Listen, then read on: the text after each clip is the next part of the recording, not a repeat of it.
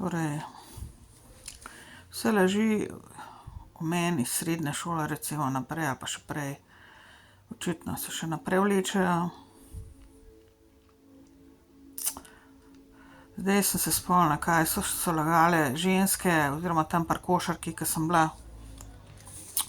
Najprej sem bila v škofjeloškem klubu Odeja Marmor, pol sem bila v Ljubljani Ježica, pa sem šla nazaj v Škofjo Loko in povsod so nekaj lagale in šimfale in ne vem, pač toliko se je stopnjevalo pol vse, da nisem je dal več zafrkavati z njimi in sem nehala s košarko. Sem bila stara 20 let, sicer sem pa dosegla dovolj v košarki, tako da bila sem 4-kratna državna prvakinja, turnirji, vse možno smo zmagovale. Skoraj vedno sem bila v prvi peterki, veliko sem bila na igrišču. Pri Ježici malo manj, so me podcenjevali, ampak to je vaš problem, ne moj. V glavnem, lagati so začele ogromno fantom sem bila všeč, ogromno moškim sem bila všeč, so hodili na moje tekme, na naše tekme in tako naprej in veliko fantov je hotelo z mano biti in so me osvajali in tako naprej. Jaz pa z nobenim nisem mogla biti, nekako ni prišlo, nisem prišla skupaj z nobenim. Tako da onih punc pa niso toliko vrajtala, ne, mojih so tekmovalk oziroma teammates, se pravi punc, s katerimi sem bila v klubu istočasno. In pa so začele lagati, pa se je začelo laganje, tudi trenerjem nekaterim sem bila malo preveč všeč, a ne. In tudi to mi je šlo na živce, tudi tega nisem prenašala, ker so šlatali nas tam in mene in malo preveč, a ne, so si dovolili vsega skupaj tam, ko so nam kazali, kako moramo igrati, kakšne taktike moramo uporabljati na igrišču, a ne, proti nasprotnicam. In preveč šlatanja je ratalo vse skupaj, ne, mislim, tako v smislu uradnega šlatanja, a ne, kazanja, ampak ker ni bilo potrebno toliko, a ne.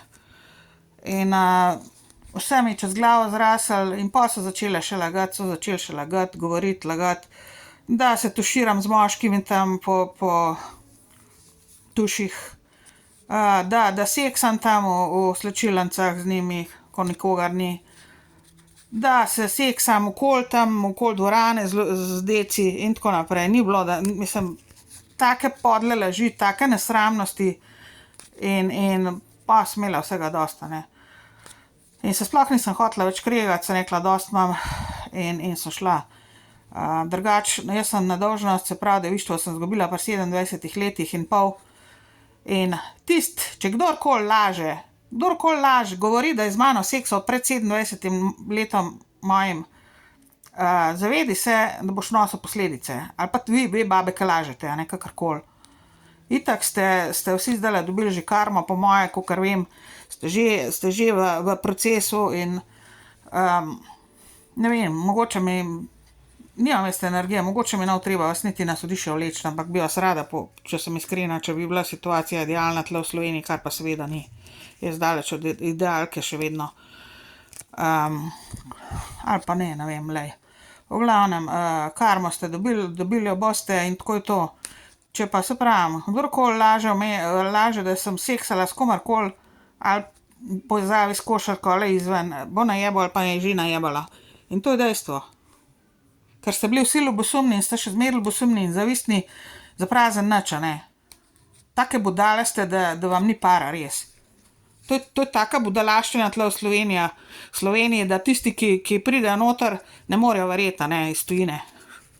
Ko nekaj časa tle preživijo in vidijo situacijo, če seveda vidijo, če niso tudi sami zaslepljeni od vseh možnih laži in fint, ki jih tle uporablja cela bolana država, napsihirana.